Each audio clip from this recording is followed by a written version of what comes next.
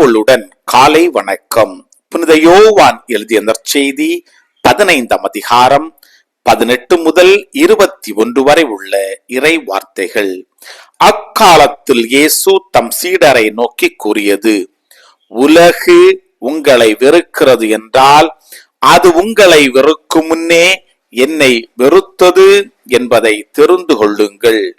நீங்கள் உலகை சார்ந்தவர்களாக இருந்திருந்தால் தனக்கு சொந்தமானவர்கள் என்னும் முறையில் உலகு உங்களிடம் அன்பு செலுத்தி இருக்கும்.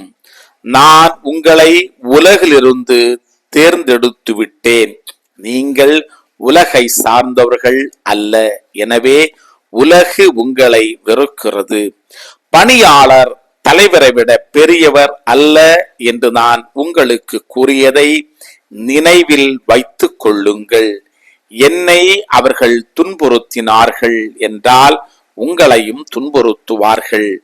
என் வார்த்தையை கடைபிடித்திருந்தால் தானே உங்கள் வார்த்தையையும் கடைபிடிப்பார்கள். என் பெயரின் பொருட்டு உங்களை இப்படியெல்லாம் நடத்துவார்கள்.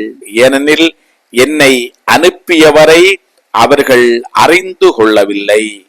கிறிஸ்துவின் நற்செய்தி. இந்த நாள் இனிய நாளாக அமைய வாழ்த்துக்கள்.